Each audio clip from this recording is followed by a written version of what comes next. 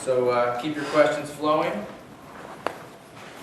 Anybody else got a mic? Anyone else pass it up? No, you're good. Jitty, for the whole thing, count. Who's got the first question, guys? BJ, can you talk to us about kind of your mindset and what changed? I mean, after the last fight, you were pretty adamant, I'm done for now, and now obviously we're going to get to see you again, thankfully. But what was the mindset? What changed to get you back into it? I think that taking time off, I took about 8 months off. I think that really did good to heal my insides. I think probably a lot, maybe around heal my adrenal glands, heal different things, give me more drive, more motivation and some stuff. And I just tried to take care of everything the best way I could as far as, without doing anything illegal or taking, any of these controversial remedies to fix, getting older and, it's a constant day-to-day to be, to train it that, to constantly improve and let everything evolve, the training camp. So I'm just, where I am right now, I'm just very happy and my body is very healthy. BJ, why did you decide to fight Rory McDonald? There are a couple other options and you decided to go with McDonald. Talk about that. Yeah, everybody is like, well, you have nothing to gain, why are you doing this and that, come on, go fight someone else.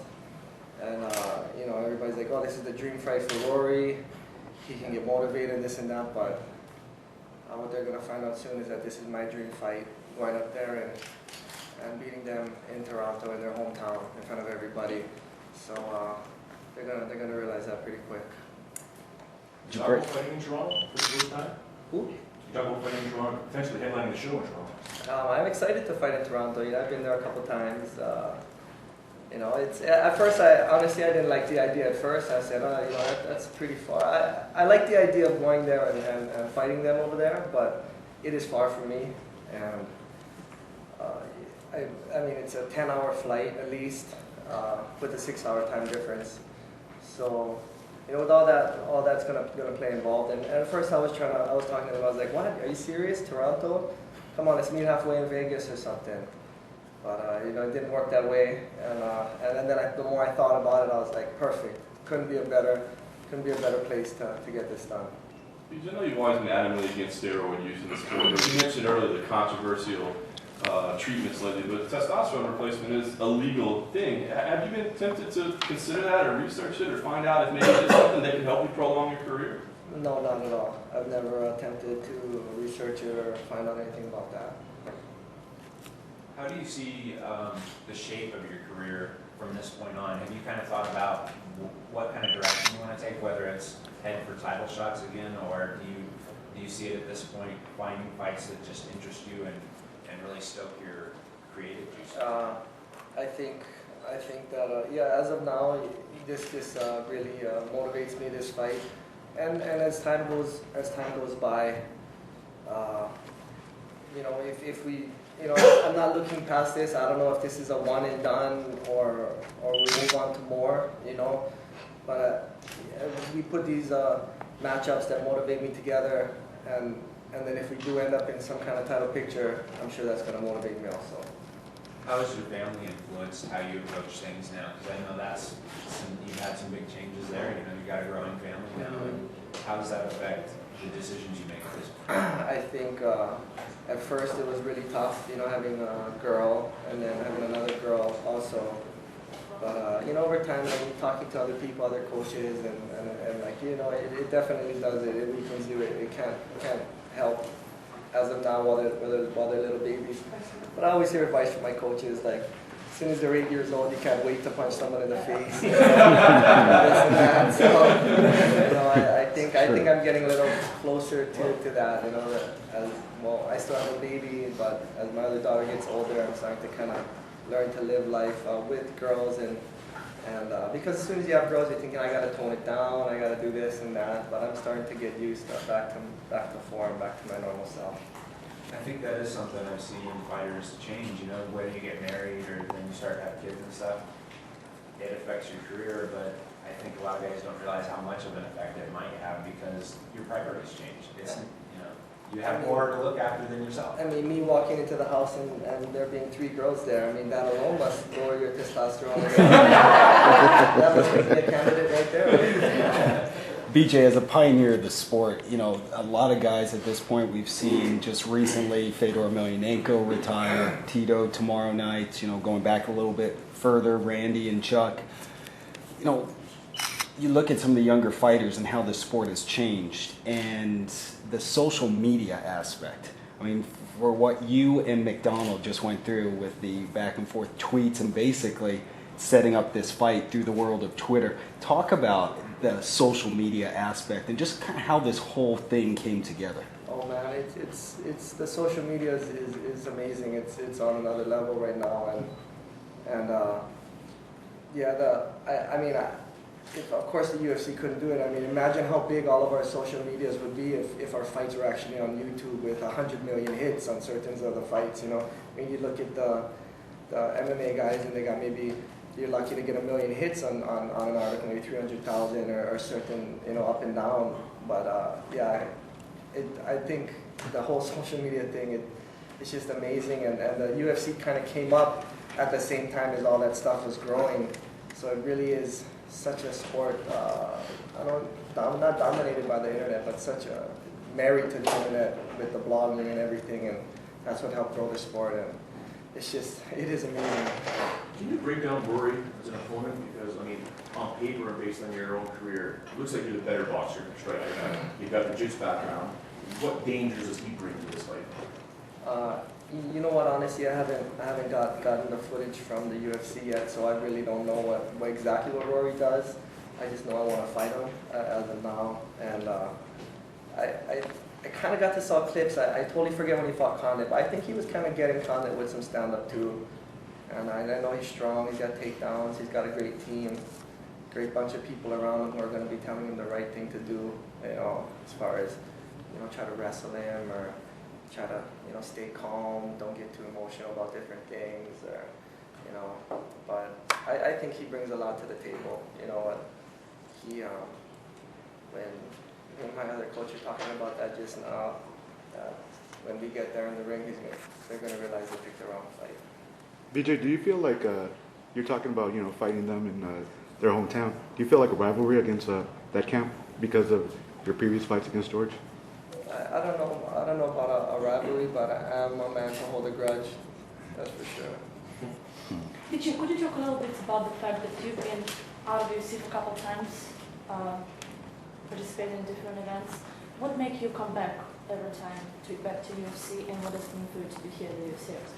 Yeah, there's nothing else. There's no place else to fight besides the UFC right now. It is the Super Bowl of mixed martial arts, and yeah, I've been with the company so long. I know everybody for so long, and I'm just used to the way that you know the UFC does things, the UFC does business, and you know I've always had I mean, over the years things have happened between me and the UFC or whatever, but all in all, I've had a pleasant time. BJ, you and Rory have agreed to do some extra drug testing for this fight. Can you talk about that and you know what that means for both of you and the sport? Yeah. So Vada contacted me to talk about to do the testing, and right away I was for it, but I was talking to them, and we had a talk about, you know, this isn't. That everything could be negotiated, and I said I'm not, as of now, honestly, with the VADA thing, we're just kind of at a little bit of a standstill, because I know this is a professional sport, this isn't an amateur sport, and what I expressed to VADA was that the results need to be released after the fight, but VADA wants to do it before the fight, and I said I'm not trying to put the UFC's fight in danger by doing that. And I said, what's the problem? Let's do the fight after the fight. It doesn't do me any good if I train for 3 months and I don't get to fight. It doesn't do McDonald any good, and it doesn't do any good for Dana and Lorenzo to put millions of dollars into marketing a fight that could get canceled.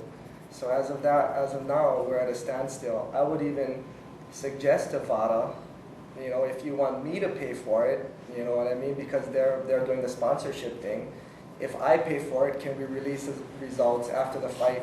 I'm not trying to put any pressure on Dana White. He has nothing to do with this, you know. So when anti-doping agency can become on friendly terms and be more welcomed with a company like the UFC, I think that's what they should do, and I don't know why they're slacking, or not slacking. I don't know why they're waiting and pushing this to take longer. I've expressed this many times to Victor Conti, who is one of the people very heavily involved with VADA, and I said, you know, nothing more that I would like. I think, from what I understand, Toronto doesn't even have a policy if you test positive for steroids. You guys might have to go look into that. I doubt there might even be a steroid test when we get there. So as far as I know, you know, who knows who's going to be standing across the ring from you? You know what I mean? Is it going to be a regular man, or is it going to be Superman? You don't know. And you know, with that said, my hands are tied. You know, I'm not trying to put any pressure on the people who are trying to make me money. But if Dana White doesn't get paid, BJ Penn doesn't get paid, and now I'm sitting here thinking, I hope this fight's going to be a fair fight. You know? Vijay, you do so many things in life besides UFC. You own your own gym, you wrote an autobiography as well, you've been co-author of other MMA book. Where do you find peace in your life? Doing what? I think I find peace in my life just hanging out with my kids, hanging out at the beach. I just stay home. Honestly, Hilo, there's nothing to do. You know, people say, why are you training Hilo? Go somewhere else. And like, there's nothing to do in Hilo. There's no one to bother me. I just stay home, go to the gym, go to the beach, do nothing else. And that's my peace. I just love to just relax, eat a good meal, and just watch TV and go outside. And have you ever mentioned that you were surrounded by this age by 3 beautiful women? Huh? Have you ever mentioned a line that you will be surrounded by 33 by 3 beautiful women? And what does it mean for you? It is fun. Now my 6-month-old baby, she's starting to look every time I walk out of the door. So now I got 3 girls. Every time I go walk out of the door, they're looking to see me. That's tough. Have you been to France? Huh? Have you been to France in your life? Yes, I have. You like it? I like it a lot. To Paris. Yes. Are you agree to fight under the Eiffel Tower? Huh? Are you Really? able to fight under the Eiffel Tower? Are they planning that? Yes.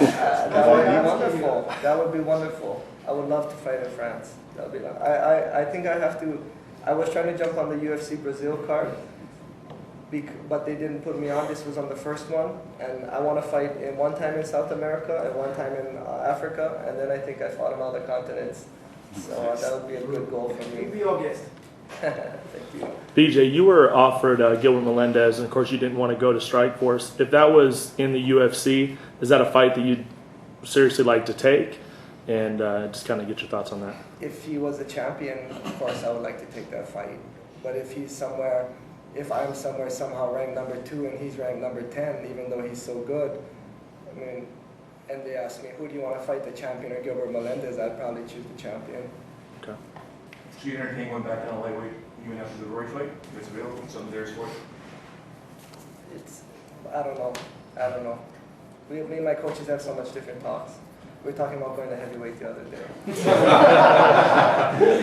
Can you talk about the